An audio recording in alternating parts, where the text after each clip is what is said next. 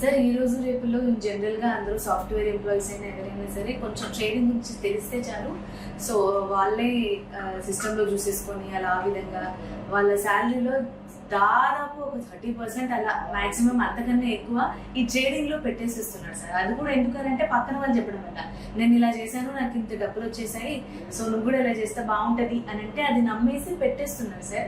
మరి అది ఎంతవరకు కరెక్ట్? అలా చేస్తే నిజంగానే డబ్బులు వస్తాయా? సో ఏంటంటే దేర్ ఆర్ 2 థింగ్స్ ఉన్నాయి. ఒకటి, ట్రేడింగ్ చేసేప్పుడు 2 రకాల వాటిలో చేస్తారు జనం. ఒకటి స్టాక్స్ కొంటారు, ఇంకొకటి ఆప్షన్స్లో తీసుకుంటారు. ఫ్యూచర్స్ అండ్ ఆప్షన్స్ అంటాం, F&O. ఆ సెగ్మెంట్లో ట్రేడ్ చేస్తూ ఉంటారు. యూజువల్లీ F&Oలో చేసేవి ఎక్కువగా డబ్బులు పొడగొట్టుకోవడం ఎక్కువ జరుగుతుంది. అక్కడ జీరో సమ్ గేమ్ అంటాం. వస్తే డబ్బులు వస్తాయి, పోతే మొత్తం పోతాయి. వెరీ రేర్లీ నువ్వు పెట్టిన డబ్బులు కూడా రావడానికి తక్కువ అవకాశాలు. ఎందుకంటే అక్కడ అదొక గ్యాంబ్లింగ్ కాదు, బట్ ఇట్స్ ప్రోడక్టే అట్లా ఉంటుంది. ఏంటంటే ఫ్యూచర్స్ అండ్ ఆప్షన్స్లో నువ్వు ప్రైస్ పెరుగుతుందని ఒక ప్రీమియం పెడతావు, లేదంటే ప్రైస్ తగ్గుతుందని ఒక కొంటావు, ఆప్షన్ కొంటావు. సో నీ ఆప్షన్ బట్టి ఆ అండర్లైన్ స్టాక్ ఏదవుతుందో, ఆ ఇండెక్స్ ఏదైతుందో పెరిగితే పర్లేదు, లేదంటే మొత్తం డబ్బులు పోవచ్చు.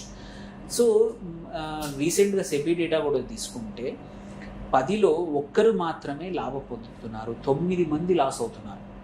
ఆప్షన్స్లో 9 మంది లాస్ అవుతున్నారు. అంటే ఎవరో 1 లాభపడి 4కి చెప్పడం వల్ల అతన్ని చూసి, అతని లాభాలను చూసి మనకు తెలియకపోయినా, ఎందుకంటే ఆప్షన్స్ ఈజ్ కాంప్లికేటెడ్, కొంచెం కాంప్లెక్స్ ఇన్వెస్ట్మెంట్స్.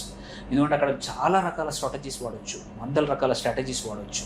అండ్ నీకు ఏది అన్ని కుదిరితే తప్ప, ఎందుకంటే ప్రైజింగ్ మారవచ్చు, మార్కెట్ బాగాలేకపోవచ్చు, అండ్ ఎక్స్పైరీ బట్టి కావచ్చు, నువ్వు కొన్న ఆప్షన్ బట్టి కావచ్చు, అండ్ కాంబినేషన్ ఆఫ్ వాటి బట్టి కూడా it's a very complex thing. చాలామంది తెలియక అందులో ఫ్రెండ్స్ చెప్పారు ఇది కొనేసే, అది కొనేసి అని చెప్పాక ఒక యాప్ ద్వారా, వెబ్సైట్ ద్వారా, లేదంటే మన టెలిగ్రామ్ ద్వారా, వాట్సాప్ ద్వారా వచ్చిన టిప్పుని తీసుకొని ధైర్యంగా కొనేస్తూ ఉంటారు.